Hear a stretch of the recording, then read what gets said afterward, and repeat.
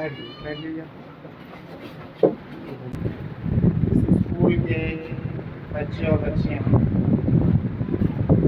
اور یہاں کا اساتذہ اور یہاں کے ڈائریکٹر صاحب، ہمیں بہت خوشی ہو رہی ہے آپ کے بیچ میں آ کر آپ سے ملنے کا موقع ملا،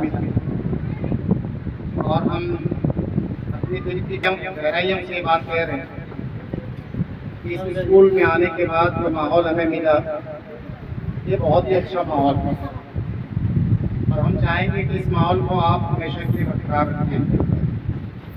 اور اس کلاس میں کون کون کلاس کے بچے ہیں بتائیں گے؟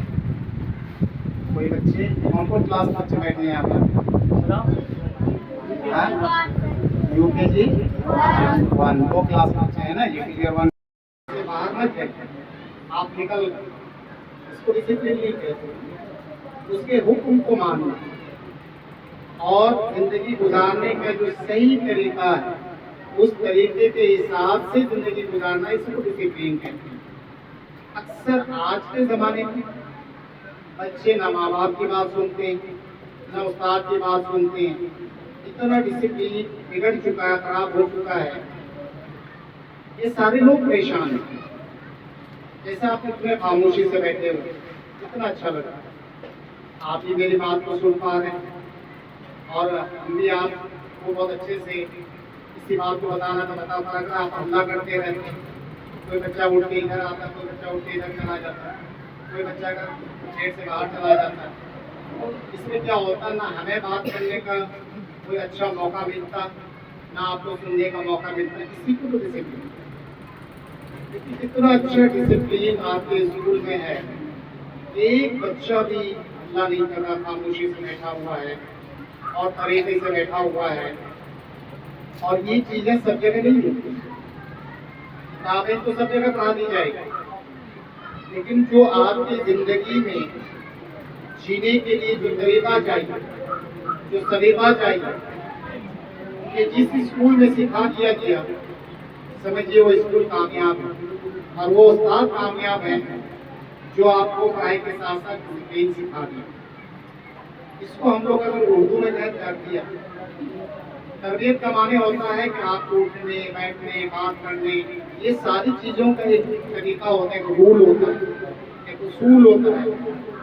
جیسے ہم لوگ بات کرتے ہیں نا کہ آپ کے گھر میں کوئی اگر مہمان آئے، آپ کیا کرتے ہیں؟ گیٹ پہ جاتے ہیں، سلام کرتے ہیں، آئیے بیٹھتے ہیں، پھر پوچھتے ہیں کہ ان سے ملنا ہے. آپ اچھا پاپا کو بلا دیتے ہیں بیٹھنے. اب آپ کے دروازے پہ کوئی کھڑا ہے اور وہ آپ کے دروازے پہ نوک کر رہا ہے، آپ اس کو دھیان نہیں دے رہے ہیں. اس کے بعد بھی اگر آپ سے کہہ رہے ہیں کہ بابو تھوڑا سنو، تمہارے گھر میں کوئی ہے، آپ سنتے نہیں ہیں، دروازہ بند کر کے باہر جاتے ہیں یا ہلہ کرتے ہوئے گیٹ کے باہر چلے گئے. اس شخص کو کتنی تکلیف ہوگی کہ ہم کتنے دور سے آئے ان کے پاپا سے ملنے کے لیے، ان کے گھر میں کوئی ایسا شخص بھی نہیں آیا میرے پاس پوچھنے کے لیے کہ آگے کس سے ملنا ہے. اسی کو تربیت ہے. اب آپ کے گھر کے کوئی بڑے آ گئے، آپ کرسی پہ بیٹھے یا بینچ پہ بیٹھے ہوئے، جس پہ بھی بیٹھے، پہلے آپ کا فرض یہ بنتا ہے کہ کھڑے ہو کے پھر ان کو سلام کر کے پوچھیں کہ آپ کو کن سے ملنا ہے، آئیے بیٹھیے.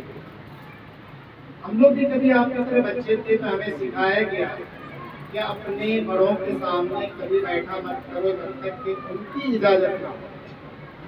اگر ہم نے کہہ دیا بیٹھے، اجازت تو ہم نے نہیں دی، آپ بیٹھ جائیے. آپ کے ماں باپ نے کہا بیٹا بیٹھ جاؤ، آپ کے استاد نے کہا بیٹھ جائیے، تو آپ بیٹھ سکتے ہیں. یعنی کہ آپ کے استاد نے جب حکم دے دیا، آپ کے ماں باپ نے جو حکم دے دیا، آپ کے بڑے نے آپ کو حکم دے دیا، تو وہاں پہ آپ بیٹھ سکتے ہیں. اس کو یہ نہیں کہہ سکتے کہ آپ انڈسپلین ہیں. اسی طرح سے ہر بچے کو اس عمر میں ماننے کی عادت ہے. اس عمر میں زیادہ دماغ نہیں لگانا ہے، اس لیے کہ آپ جو ہے بہت چھوٹے سے ہیں، اتنے ننھے منھے چھوٹے سے ہیں کہ آپ زیادہ اپنا دماغ لگا دیں گے تو اس کا کیا غلط نتیجہ ہوگا پہلے سوچیے. ہم ڈاکٹر نہیں ہیں، آپ میرے پاس آئے اور ہم نے کہا ٹھیک ہے ہم کو بھی تو آتا، لاؤ ہم دوا لکھ دیتے ہیں، لے کے چلے جاؤ دوائی کی دکان میں. ہو سکتا ہے بخار 500 طرح کا بخار ہوتا ہے، یاد رکھیے گا۔ ان میں سے انشاءاللہ بہت سارے بچے جب ڈاکٹر بنیں گے ان کو یہ پتا ہوگا کہ 500 طرح کا بخار، اور ہم نے دوا لکھ دیا، اب بخار آپ کو ملیریا، ہم نے لکھ دیا ٹائیفائڈ کا، وہ بخار کی دوا آپ کو نقصان، ہم نے اپنا دماغ لگایا، ڈاکٹر ہے نہیں اور آپ کو دوا لکھ کے دے دی۔ اسی طرح سے آپ کو اپنا دماغ نہیں لگانا ہے۔ آپ کے استاد نے کہا بیٹھ جائیے، بیٹھ گئے۔ آپ کے استاد نے کہا دیکھو ہم جو بول رہے ہیں میرے ساتھ ساتھ ریپیٹ کرو، آپ ان کے ساتھ ریپیٹ کرتے ہیں۔ جیسے ہم لوگ بچے کو جب پڑھاتے ہیں تو اس کو کہتے ہیں ریڈنگ لینا، کہ بھائی میرے ساتھ ساتھ تم لوگ پڑھو۔